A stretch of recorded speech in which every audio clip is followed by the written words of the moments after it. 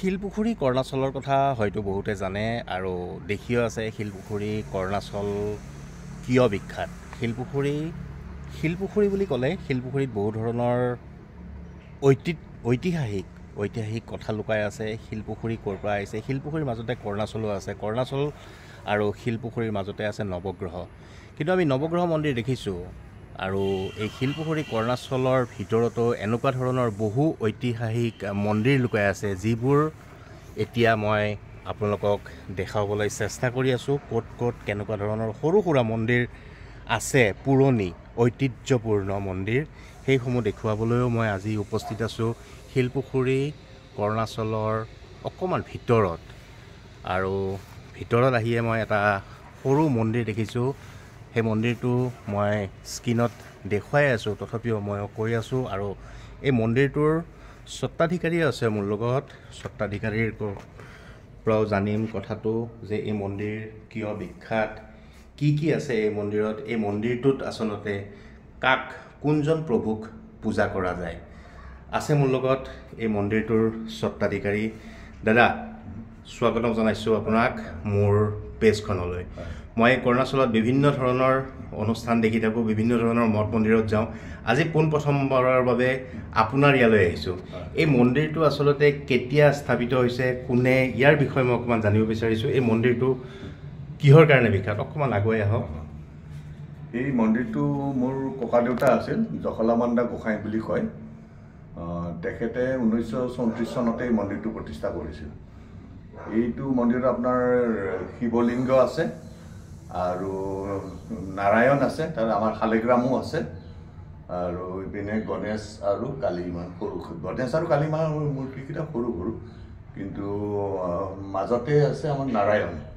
মানে ইয়াতে অকল নাৰায়ণ পূজা কৰা হয়, শিৱ পূজা দুইখনেই পূজা হয়। শিৱ পূজাও কৰা হয়, নাৰায়ণ পূজাও কৰা হয়। শিৱ পূজা যেতিয়া আমাৰ শিৱ পূজা হয় প্ৰতি বছৰে, তেতিয়া ইয়াতে ডাঙৰকৈ কৰা যায় নে? হয়, কৰা যায়। আমাৰ পৰিয়ালৰ মানুহখিনি আহে, কৰা যায়। এইটো অকল পৰিয়াল কেন্দ্ৰিক মন্দিৰ নে ৰাজহুৱাকে? আমাৰ পৰিয়াল কেন্দ্ৰিক মন্দিৰ। এই ৰাইজ ইয়াতে নাহে?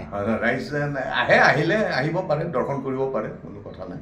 কিন্তু মন্দিৰটো দেখিছোঁ বহু পুৰণি হৈছে, ইয়াত হয়তো অলপ মেৰামতি কৰাৰো আৱশ্যক হৈ পৰিছে। হয়তো এতিয়া মানে নতুনকৈ বনোৱা হ'ব, কাৰণ বহুত পুৰণা হৈ গ'লতো, প্ৰায় 90 বছৰ হৈ গ'ল। গতিকে এইটো লাহে লাহে অলপমান মই এই জেগাখিনিৰ প্ৰকৃত স্থানডোখৰ মানে ঠিকনাটো জানিব বিচাৰিছোঁ। এই ঠিকনাটো হৈছে কৰ্ণাচল বাইলেন 3। বাইলেন 3 ৰাস্তাটো আমাৰ বাইলেন 3। শিলপুখুৰী কৰ্ণাচলৰ বাইলেন 3। ইয়াতে কি বুলি ক'ব এই মন্দিৰটোৰ নাম? মানে মন্দিৰটোৰ নাম এনেই জখলামান্দা গোসাঁই আশ্ৰম হিচাপে আমাৰ হেৰি কৰা হৈছিল, কিন্তু মন্দিৰটোৰ নাম আচলতে আশ্ৰম নে মন্দিৰ? না, আশ্ৰম আছিল, এটা সময়ত আশ্ৰমেই আছিল। আশ্ৰমৰটো লগতে মন্দিৰটো। এই বৃহৎ এৰিয়াটো এটা সময়ত আশ্ৰম আছিলে? আশ্ৰম আছিল, হয়। এনেকুৱা আৰু সৰু সুৰা মন্দিৰ এই কৰ্ণাচলত বহুত আছে, যিহেতুকে কৰ্ণমুনিৰ আশ্ৰম বুলিও কোৱা হৈছিলে। কিন্তু এইটো আশ্ৰমৰ ভিতৰত আছে যদিও এইটো কৰ্ণমুনিৰ আশ্ৰম নহয় বাৰু, এইখন কৰ্ণাচলৰে এটা আশ্ৰম। আশ্ৰমৰ ভিতৰতে এই সৰু মন্দিৰটো আছে, অৱশ্যে বহু পুৰণি মন্দিৰ। এইটো ব্ৰিটিছৰ দিনতে নিৰ্মাণ কৰা এটা মন্দিৰ, এতিয়াও এনেকৈ সংৰক্ষিত হৈ আছে। ইয়াতে আছে শালিগ্ৰাম প্ৰভু, শালিগ্ৰামৰ কাষতে আছে মহাদেৱৰ লিংগ। মহাদেৱকো পূজা কৰা হয়, শালিগ্ৰামকো পূজা কৰা হয়।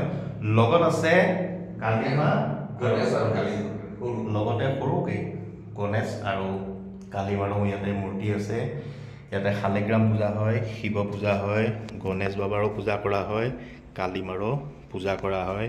এই অকণমানি সৰু ঐতিহাসিক ব্ৰিটিছৰ দিনতে গঢ় লৈ উঠা এই সৰু মন্দিৰটো।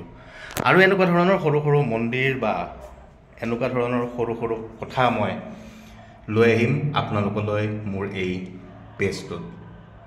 আজিলৈ ভগৱান আৰু শালিগ্ৰাম লগতে কালীমা আৰু গণেশদেৱক স্তুতি কৰি এই ভিডিঅ'টো মই ইয়াতে সমাপ্ত কৰিছোঁ।